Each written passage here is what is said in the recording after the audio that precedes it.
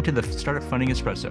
I'm Hall T. Martin, where we talk about how to raise funding and invest in startups and the time it takes to drink an espresso.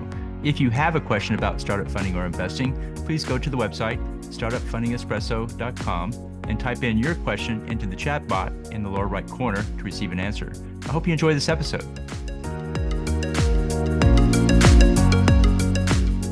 Hello, this is Hall T. Martin with the Startup Funding Espresso, your daily shot of startup funding and investing. In startup fundraising, the NDA comes near the end of the process, not at the beginning. An NDA stands for Non-Disclosure Agreement and requires the signatory to keep confidential any and all information disclosed. A founder asking an investor to sign an NDA before the pitch signals to the investor that there's nothing protectable about the business. In most cases, the investor will not sign the NDA and will take a pass on the deal. A founder should give the basic information to the investor without an NDA.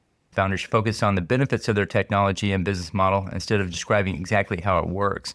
An example includes, quote, our software reduces costs by 3x, unquote.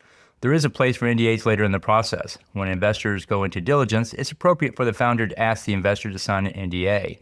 Other cases to use an NDA in the startup space include the following. Potential acquirer wants to license a product or key technology. Potential acquirer wants to buy the company. The diligence box has employee, customer, or partner information that is sensitive.